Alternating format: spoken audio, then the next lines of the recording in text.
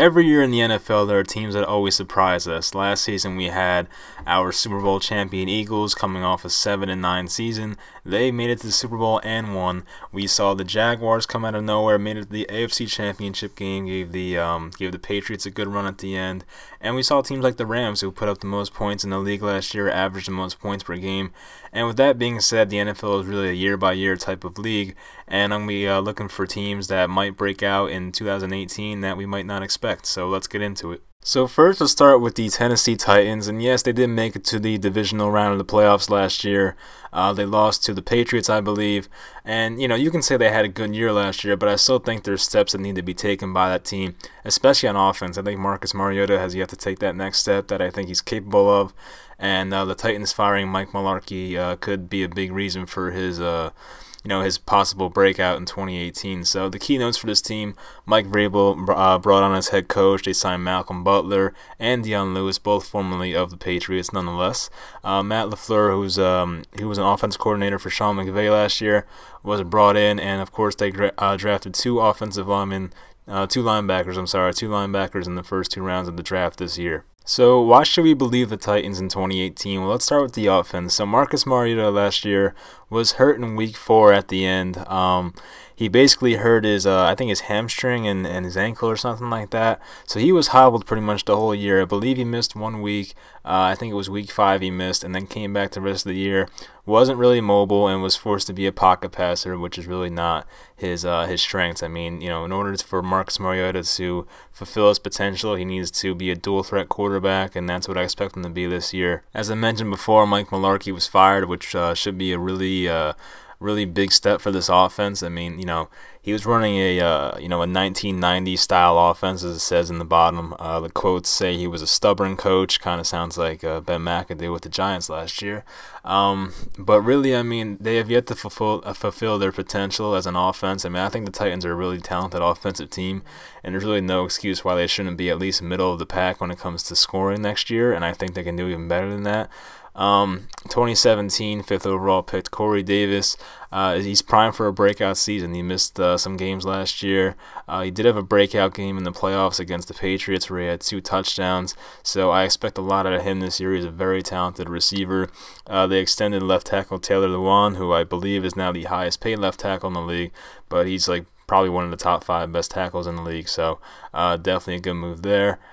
Pro Football Focus projects him to be the 5th best offensive line in 2018. You always like to see that.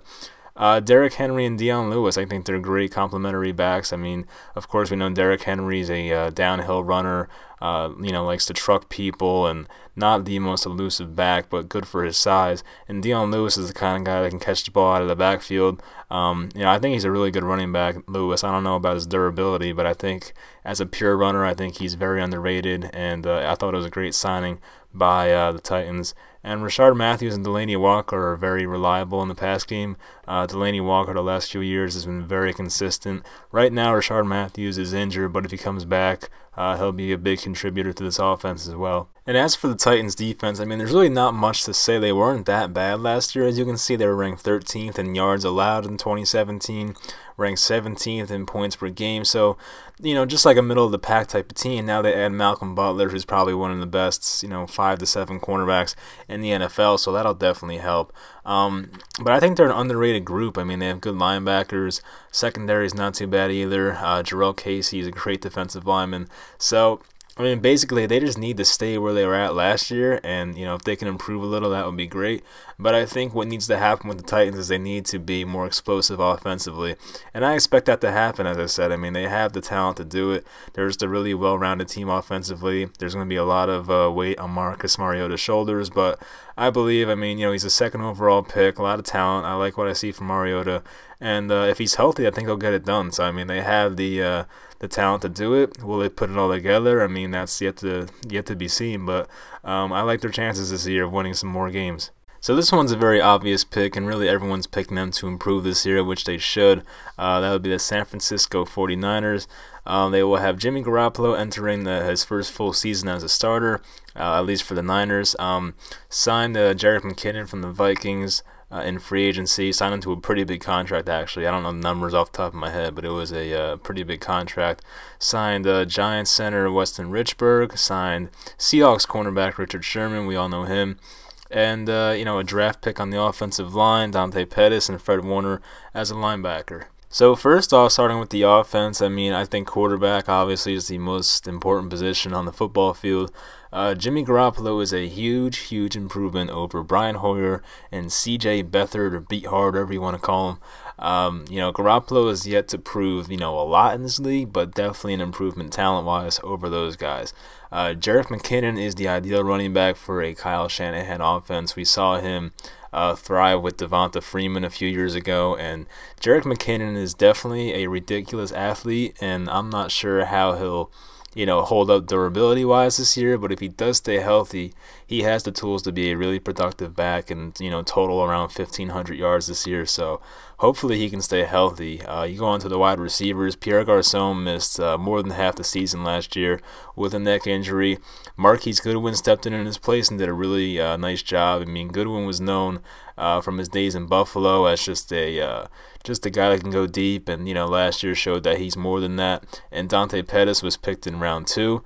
Pettis is supposedly a great receiver for Shanahan's offense, so we'll see how they integrate him. George Kittle was injured in the preseason, but he's a really freakishly athletic tight end, only 24 years old as well. Kyle Juszczyk is probably the best fullback in the league, so having him definitely good for the running game. He's a good pass catcher as well. Pro Football Focus ranks their line 16th for 2018. They added Mike McGlinchey 9th overall, as we said before. Kyle Shanahan is one of the best coordinators in the league, and you think about the Falcons in their second year in Shanahan's offense. That's when their offense just went on a tear. They actually went to the Super Bowl that year. So I think in year 2 in this system, Jimmy Garoppolo's been here for a year and a half, but basically it's a year 2 offense for Shanahan. I don't know how quickly these guys will grasp onto it, but if they all do it right, it'll be a really special team, and offensively they can be really special, and defensively we'll get into it here. So they made strides last year under a new defense coordinator. They went from a 32nd ranked defense to 24th last year. It's still not great, but definitely better than it was before. It used to be a joke a few years ago, so at least the Niners are respectable on defense now. They added Richard Sherman in the offseason, which was always nice. I don't know if Sherman's that same guy we saw in Seattle. I would guess not, but he's still an intimidating defender, and quarterbacks are probably going to avoid him, but we'll see where his talent's at as the season progresses. On to Chicago, where we have the Bears. John Fox was fired, which I thought was great. I never thought he was that good of a coach. Mike Nagy was hired as the new coach, former offensive coordinator for Andy Reid and the Chiefs. We know what they did on offense, really some special things. They did sign Allen Robinson from the Jaguars, Trey Burton from the Super Bowl. He had that pass to Nick Foles from the Eagles. They drafted Raekwon Smith, 8th overall, and then we have Anthony Miller in round 2. Miller is compared to some people compared to Antonio Brown, which might be a stretch, but that rumor is out there, so I have seen that. So offensively, a lot of improvements for this Bears team. They brought in Mike Nagy, of course, who should have a playbook much more well-suited for Mitch Trubisky. John Fox was just one of those outdated guys, and definitely not good for a young quarterback. So I think Mike Nagy, who I believe is like 39 years old, he's pretty young, will definitely bring a better style for Trubisky in his second year. Big upgrades at the wide receiver position. They brought in Allen Robinson, who I believe had like 14 touchdowns like in 2015, if that number is correct. It was something in double digits. It was a lot of garbage time with Blake Bortles, but still, 14 touchdowns is impressive no matter what.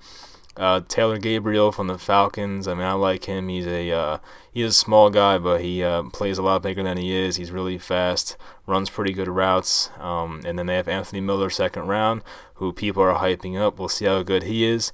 The tight end position was improved with Trey Burton from the Eagles. We haven't seen a lot of Burton unless Zach Ertz was hurt. So when Burton was on the field by himself, he was really productive. So I'm excited to see what he can bring for as a starter. And then Deion Sims, who I believe was with the Dolphins, is a solid backup as well. well. Their running game was impressive last year. Of course, we saw Tariq Cohen come out of nowhere. Had an amazing start to the season. Kind of slowed down towards the end, but overall had pretty good numbers. Jordan Howard is one of the most underrated backs in the league. Needs to work on his pass catching, but as a pure running back, he's kind of like a poor man's Ezekiel Elliott, which is still really good. So Howard's one of those guys that can easily get double-digit touchdowns, and I'm excited to see what he can do this year in a more improved environment. Their offensive line is ranked 13th by Pro Football Focus for 2018. They drafted an offensive lineman, James Daniels, in the second round, who I believe will play guard. He did play center in college, but I believe they're going to try him out as a guard for this upcoming season. So on defense, I mean, the Bears' defense last year was actually surprisingly really good. It was just that their offense was that bad, which made them have a terrible record. They drafted a really talented linebacker, Roquan Smith, out of Georgia, 8th overall. Nice pick there. Him and Leonard Floyd at the linebacker position. I'm excited to see what they can do. They also have Daniel Trevathan at linebacker, so that whole linebacking core is pretty scary. So they were 10th in yards and 9th in points allowed last year. I mean, that's very good. Can't complain. Top 10. They also signed Aaron Lynch, formerly of the Niners. Aaron Lynch was he was a really impressive player his first 2 years. He had been dealing with injuries the last couple of years, so we'll see what he can produce as long as he's healthy. And overall, I mean, this defense could be really good. They added another really talented defender.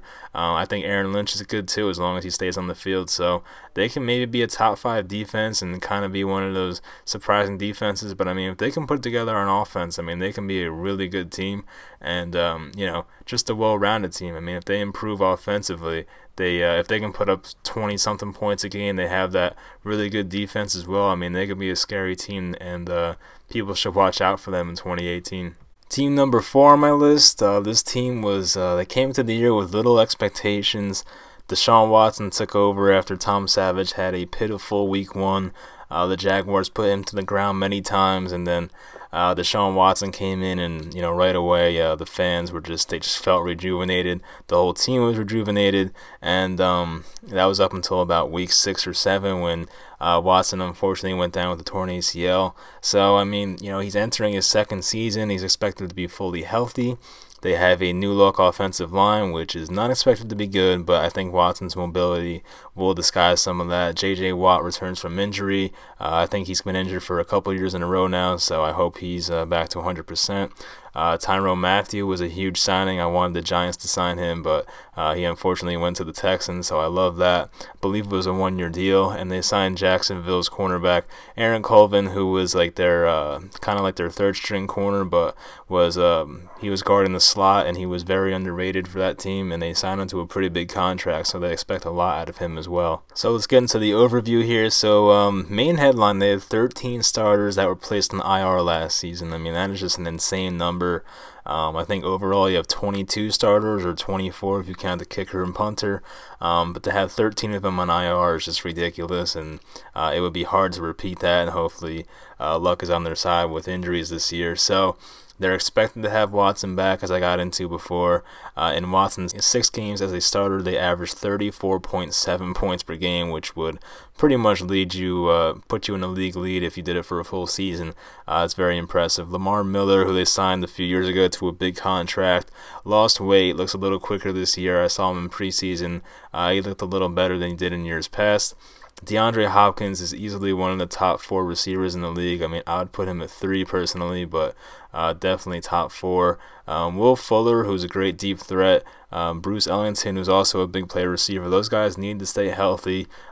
They have not done that. They didn't do it last year. Ellington was like my fantasy football sleeper like a few years ago, so I have high hopes for him when he was in San Francisco at the time. So hopefully he'll have a healthy year along with Will Fuller. Ryan Griffin's expected to start at tight end, but don't forget about Steven Anderson. Anderson is a really, really athletic player.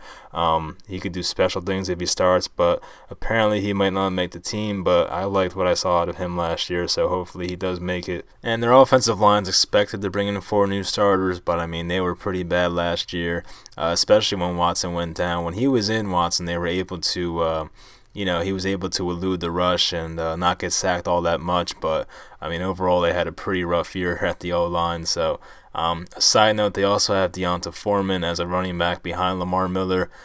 He's coming back from a torn Achilles, I believe. It was some pretty serious injury. So I think he'll be back in the middle of the season if all goes right. So that'll be a big help. Right now they have Alfred Blue as a backup. He's never really impressed me. So hopefully Foreman gets back as soon as possible. So defensively, if I read it right, this team was ranked #1 in defense, total defense in 2016, which was just 2 years ago. So they went from first to pretty bad last year, but that was mainly because of injuries. So they have J.J. Watt returning, who missed most of last year.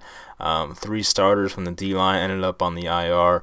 Watt and Jadeveon Clowney have yet to play a full season together.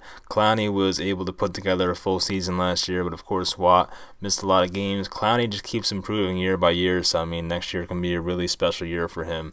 And adding Tyrann Mathieu from Arizona, really big move. He's a leader. He's a intimidating player in the secondary, and he's a guy that can just go all over the field and do whatever you ask him to do. So I love that signing, and I mean, really the Texans, I mean, they just depend. It all depends on their health. I mean, if you tell me right now the Texans will be healthy this year and all their stars can stay healthy, I mean, they're easily like a 9 or 10 win team, maybe even more. It's hard to beat this team with Deshaun Watson's putting up 30-something points on you when you got that scary defensive line. They have some pretty good linebackers as well, and a secondary that has veteran Jonathan Joseph and Tyrann Mathieu. So definitely don't sleep on the Texans this year. It really just all depends on health, and I hope that luck's on their side this year. And lastly, the Cleveland Browns, they definitely had a really busy offseason. They finally got some good players in there, and now it's just all about doing it on the field. So they hired former Steelers offensive coordinator Todd Haley. He was also with the Cardinals a few years ago. They traded for Bills quarterback Tyrod Taylor, who I believe is underrated. I've said it before. I really like him, and having him and Baker Mayfield pretty much ensures you that, unless there's just crazy injuries going on, they'll have a good quarterback this whole season.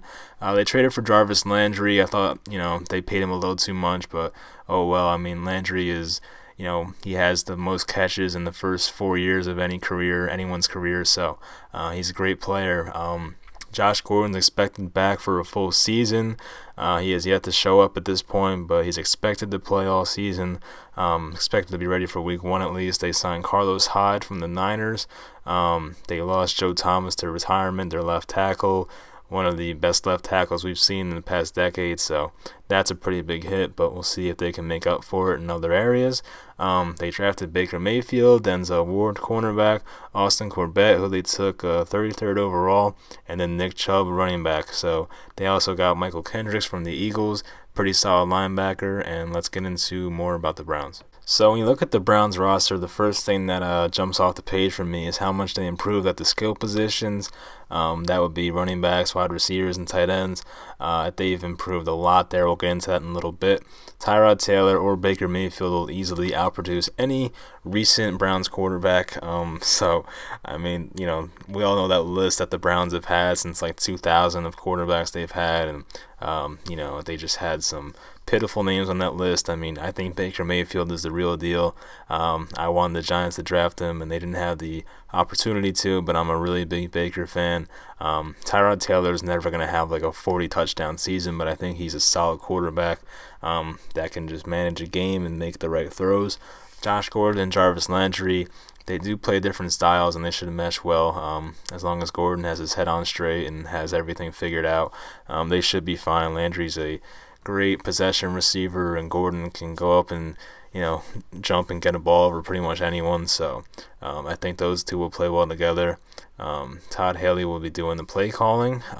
Carlos Hyde was signed from the 49ers. They add Nick Chubb. They also have Duke Johnson as their pass catcher, so they also have a good mesh of running backs there. First round tight end David Njoku, who actually caught a couple touchdowns in the first preseason game, enters his second season. He might be really good, and Pro Football Focus ranks their offensive line 14th entering 2018. So defensively for the Browns, I think there's a chance they might be like low-key really good. I mean, they are still really young, so I'm not sure if they'll be there this year, but they are young and really talented. They drafted quarterback Denzel Ward out of Ohio State, 4th overall. As I said, they added Michael Kendricks. They also added Demarius Randall and EJ Gaines for the secondary.